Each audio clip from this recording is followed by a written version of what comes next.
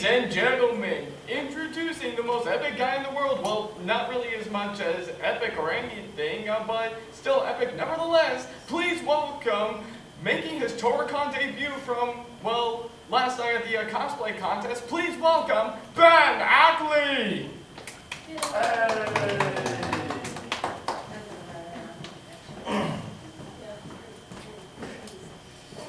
Yeah.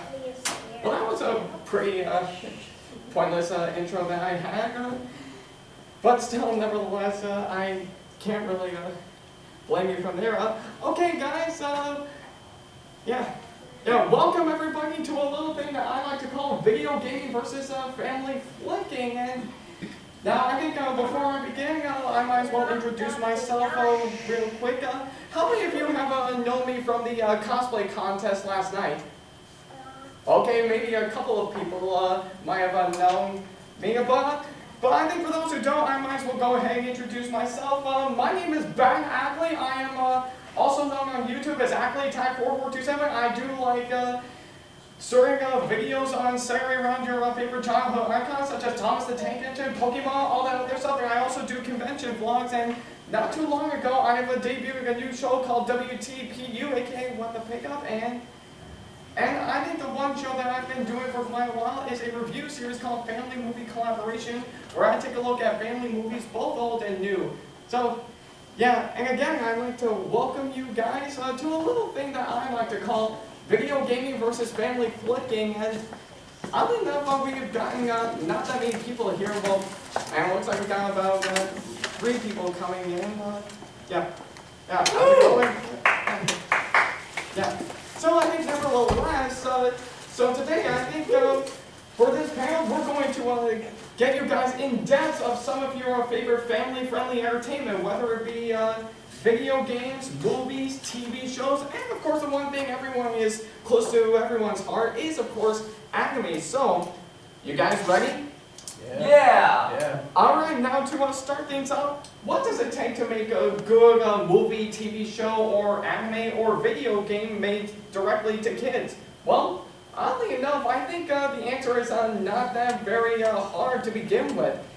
Probably have like a kind heart to it, be lighthearted and upbeat, and always send off a strong and powerful message to it, and then showing off the lesson you're supposed to learn. But what about some of the stuff that are non-family related, but have a sense of a family-friendly related charm to it? Well, I think that's what we're going to go ahead and get started with. The one thing to start things off is, of course, video games.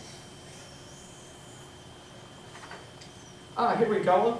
Now, to start things off in the video game industry is, of course, RPG and adventure. Yeah, pretty much any kind of RPG or adventure type of game that you can think of, such as Ori the Blind Forest, Kingdom Hearts, Train Simulator, Disney Infinity, A Boy and His Blob, and any kind of Lego game in general, whether it be Lego Kingdoms or Lego anything in particular. These are kinds of examples of taking a simple charm, which is basically role-playing games, well, apart from live-action role-playing. I think that would be incredibly pointless, but nevertheless, I think the style of RPG is probably for the fact that you want to feel like you're in the game, like you are the character that you are, like of course some wonderful cosplayers I'm seeing at this convention. And yeah, I think this is actually quite interesting. Whereas for an adventure type of game, I think it allows you to go explore a whole different world that you're seeing right in front of you, rather than just connect to the story in general. So yeah, I think whether it be you be in a forest, you'll just imagine yourself you're walking around in a forest in particular, or yeah, I think, and that's one. I think what makes games such as Disney Infinity, Minecraft, Train Simulator, and Kingdom Hearts work is that it allows you to go exploring around the entire world that you're seeing right in front of you, rather than just engage in the story a little bit in other big name video games such as Mario, Zelda, and Donkey Kong, and many others that you can think of. And yeah, I think that is truly the style for RPG and adventures. But what about some of the stuff that are made for much older fans, such as I am? Well, I think that'll tie into the next subject from what I speak of is, of course, spooky horror games. Now, the three examples that you're seeing right here, Calling for the Wii, Spooky's House of Jump Scares, and the one thing everyone's pretty much already know, Five Nights at Freddy's, despite them being really creepy horror games that will guarantee to get you scared the more you look at it. And oddly enough, there are some people running out of the door. Yeah, but I think I won't go off topic here. I might as well get back to this. I think why many of these games actually work is because despite them being a little bit creepy, they'll get you scared a little bit until the final jump scare unleashes all of your excitement. Is that each one of them actually has a little bit of charm to some stuff that you see as kids. Like for Five Nights at Freddy's, for example, the entire setting is, of course, at Freddy Fazbear's Pizza, which is a satire of the one pizza place that everyone goes to as a kid, known as Chuck E. Cheese. Yeah, and of course, as we all know, I think for both Freddy Fazbear's Pizza and Chuck E. Cheese, the one thing that they have in common is that during the day, it's lighthearted and upbeat for the kids, but when it comes to night, you'll see that it starts to get incredibly creepy and stuff. And I think it probably goes for the same for Spooky's House of Jump Scares and Calling for the Wii. But I think I haven't played those games, but still, what did you expect? I think I'm a casual gamer at least, so yeah. But I think apart from that, we'll move on to the next subject, which is trivia and challenge. So yeah, I think some of the games that will guarantee to get your knowledge going and really pump your brain for anything is, of course, the most obvious one, Jeopardy. That game actually works is because I think from what I could gather, despite the fact it's a little bit different from the TV show, it almost looks like you're actually in the show entirely. And I know one of my family members actually watches Jeopardy all the time. Yeah, and I think other games that are more challenge related is, of course, Game of Life and City Skylines and Bridge Builder. Like for the Game of Life in general, I think it actually feels like you're actually tackling real life in general. So yeah, I think yeah, and I know I haven't played that game, but still, I think for all of you guys who actually play that game, you already get the idea. But I think for challenge-related games such as Bridge Builder and City Skylines, I think it really gives you really pumped for yeah, like for example for Bridge Builder, I think for both of those games they actually show you the requirements of building some really cool things, such as like for example Bridge Builder. It actually feels like you're actually going to be building a bridge that can be strong and stable. But if it doesn't work out, and you can always go back to square one. And for City Skylines, I think from what I could gather, you can actually build actual little skyscrapers. But I think the whole point of both Bridge Builder and City Skylines, it actually gets you pumped to use your creative imagination to create whatever you want to make. So yeah, and one other example I should have brought up is, of course, Jackbox Party Pack. And from what we could gather, I think it includes several games within there, though technically, to be fair, if you're not a big fan of swear words, then I think it's best if you don't play this. But still, what can you do? But yeah, I think those are good examples for trivia and challenge games. I think it really gives you, I think for trivia and challenge in general, I think not only it really get you pumped up and use your brain for anything, but it also allows you to use your creative imagination to create whatever you want to do. So, yeah, I think that's about it for trivia and challenge. And yeah, and let's go ahead and move on to the next subject in video games is survival games. Now, I think it's obviously, I think we all know about Minecraft. I think despite the fact that it's really up there in the RPG and adventure type of style of games, it also works out in the world of survival games in general. Same thing can be said for Plants vs. Zombies. I think from what I can gather about Plants vs. Zombies, how many of you guys have seen several zombie movies in the past?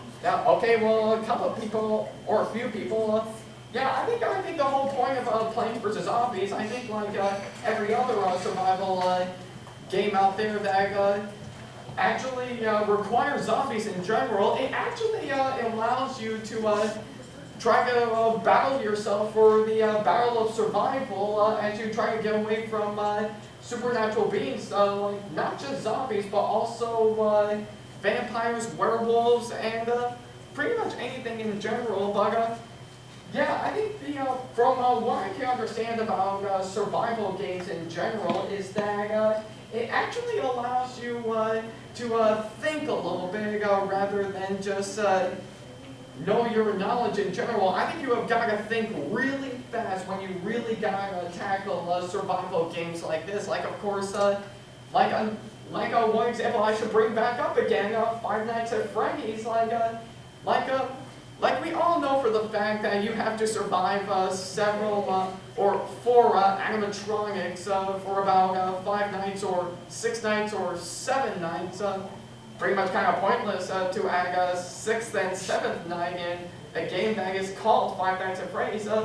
But I think you for Five Nights at Freddy, in which I should have brought up in this example, is that I think pretty much I think you really have to think really hard in order to get yourself less scared and actually try to survive 4 animatronics that try to scare you to death. But still, I think apart from that, I think for survival games like this, you have really got to think really hard and really fast in order to get through the game in general. But still, I digress nonetheless.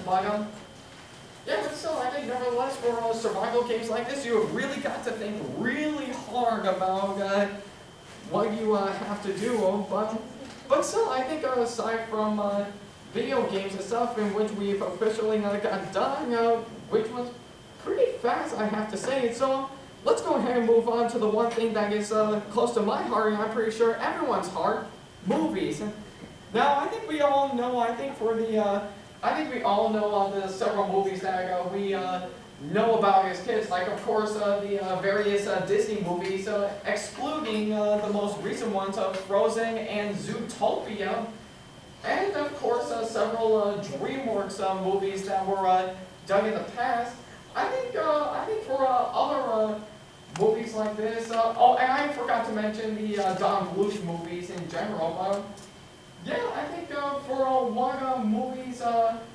I think for movies that don't look very family related, but do have a very nice family related charm to it, is of course Yellow Submarine, Fritz the Cat, Princess Mononoke, Fantastic Mr. Fox, Book of Life, into the 2014 Into the Woods movie, and the one movie everyone knows, Labyrinth.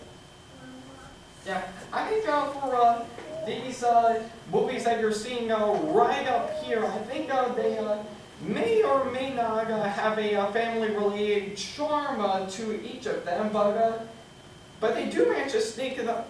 I think they do manage to sneak them in while trying to be a little bit dark and gritty in general. But still, I digress nonetheless. Still, I think for Fritz the Cat in general, I think they do have some stuff that are not family related, but they do manage to sneak them in every once in a while for each and every one of them in general, which I think is what made these movies work in general. But yeah, and look at that, I just skipped to the next slide, but we'll just go ahead from there. Now, of course, we all know the TV shows that we all know and love, such as Adventure Time, Gravity Falls, Steven Universe, Avatar: The Last Airbender, Legend of Korra, My Little Pony: Friendship is Magic, and many others. I think for these TV shows that you're seeing right now, despite the fact that they are made for kids in general, do you know why they actually got the attention from adults in general? No? Nobody? Well, I think the answer is pretty clear, and that is, of course, the internet, where, of course, you have gotten some focus group that will give out some thoughts on each and every one of them, and critics who actually give out their own points of view for what they thought of it. You can always go onto the internet to see what is in store for them, and they can always determine whether or not a movie is going to be good or bad, or a TV show made for kids in general. Like remember in the Michael Bay Ninja Turtles movie where the turtles were originally supposed to be aliens? Well, you can thank the internet for that fix-up. Though technically, to be fair, I think William Fisher would have rocked as the Shredder, but I digress. But still, I think nonetheless, I think apart from the most recent TV shows in general, I think we also have some other TV shows that were made in the past that I'm pretty sure we all know as kids that we forgotten about not too long ago. Like the ones we all know are, of course, Tiny Toons, Animaniacs, stuff on the Disney Afternoon and stuff.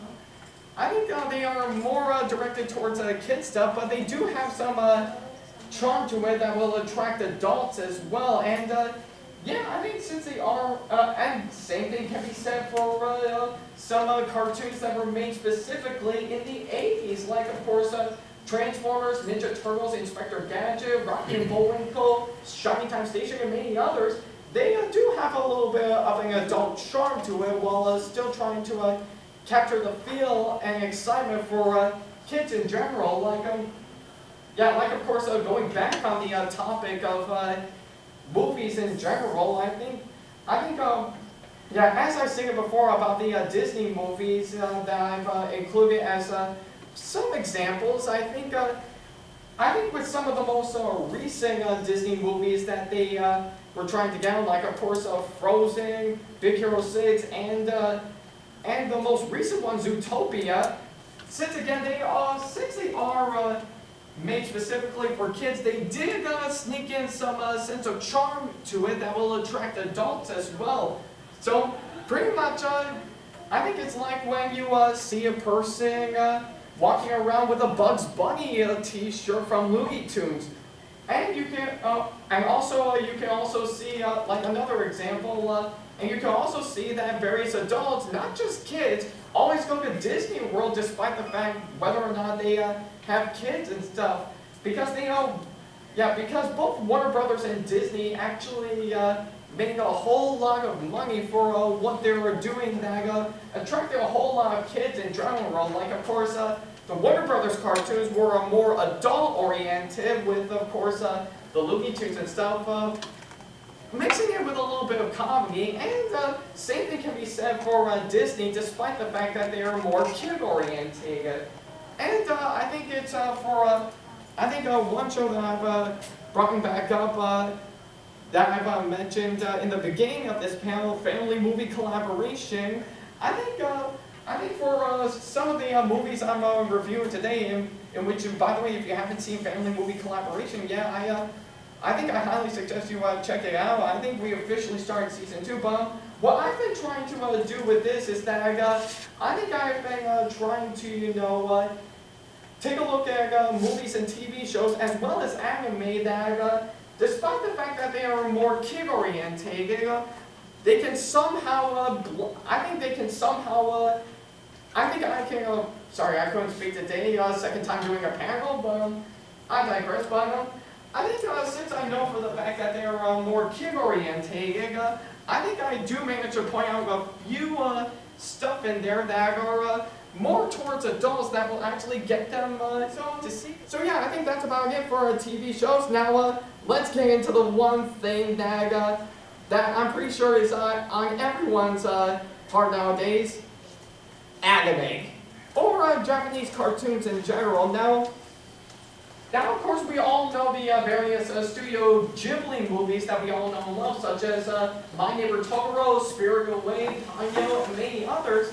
Again, I think since anime, every once in a while, can be more towards adult, in which I'm glad this is not an 18 plus panel at the moment, but yeah, I think they do add in some charm to it that will make it more towards kids and stuff, but yeah, which of course some of the movies that you see right up there try to give you that, and they actually succeed at what they are doing right now. So yeah, and of course we all know the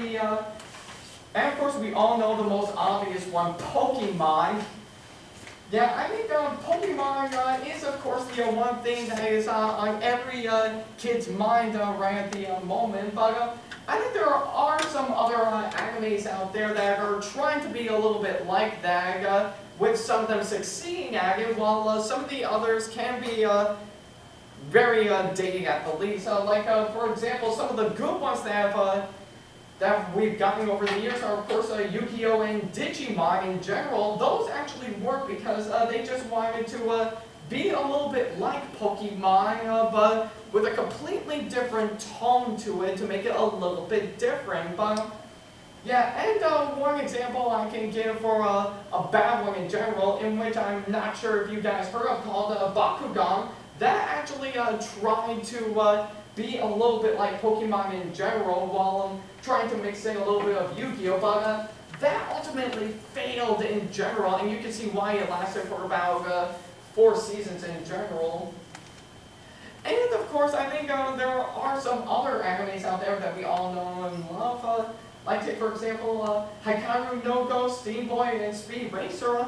These are a little bit different from some of the other animes you're seeing right up there. Like, of course, we all know the one Speed Racer. I think that one tried to be a little bit different from what it is. Like, it's trying to be a little bit like Mario Kart on steroids, and I think some of them more obvious ones, such as Naruto and Dragon Ball Z. I think, again, I think since some of the stuff are more adult-oriented, I think they try to mix in some kids stuff in general, which, and of course the 2 other animes that are more towards girls that can have some kid elements, but sneaking a little bit of adult elements as well, like of course Princess Tutu and Sailor Moon.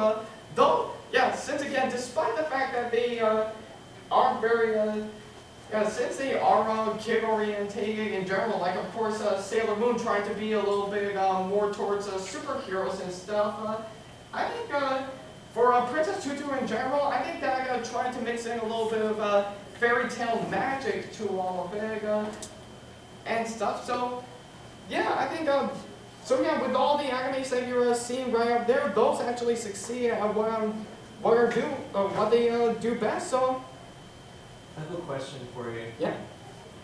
With the movies, my family tries to do a movie in Japanese style dinner night, and we're trying to, since we've seen most of the Studio Ghibli movies, I'm thinking of finding an anime, like something maybe longer running that is family friendly, so my wife and I don't have to like pre-watch it to see if it's good for our kids. Can you recommend something that would be a family-oriented, like longer-running show? Well, that's actually a good question.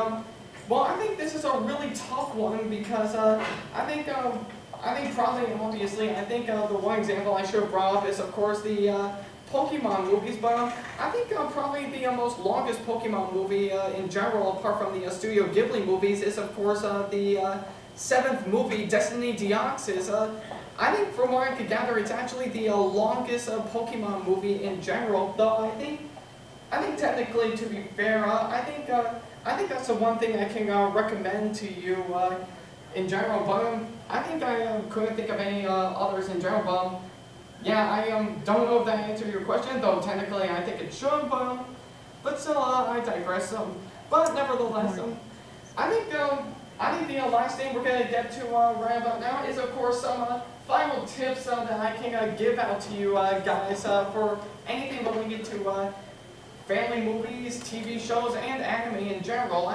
The first one that I can give out is of course just be grateful with what you are doing. I mean, yeah, we do have some bad movies in general. I mean, would you rather see a bad TV show in general? Like, of course, yeah, we have, yeah, like, of course, we have another bad superhero movie such as Batman v Superman: Dawn of Justice. But would you pretty much rather have Batman and Robin? But I digress. But still, I think for some of the stuff that is more kid-oriented and not very much adults, I think you can truly respect them for what it is and just be really grateful for what they are. And yeah, which of course ties into the second tip that I can give out is see how that you can love family-related movies, TV shows, and anime in general more than your kids in general. But still, nevertheless, I think since we all know for the fact that we do have some mindless stuff in between, I think we do manage to sneak in something that actually makes us think for a little bit and stuff. So yeah, and which of course ties into the final tip to this is, of course, try to understand what you can be watching, not only from your child's point of view, but rather your own point of view. Yeah, but still, I think nonetheless, I think from what we can gather, I think we will get more family-related movies, TV shows, and anime in general. I think they existed long ago, they exist today, and they'll probably continue to exist in the future. But still, nevertheless, whatever they have in store for us, they can always accomplish something with what they do best. But still, I think for every single thing out there that is family related or not, then I guess the possibilities are just endless. So, and I think that is a good way for me to end the panel right there.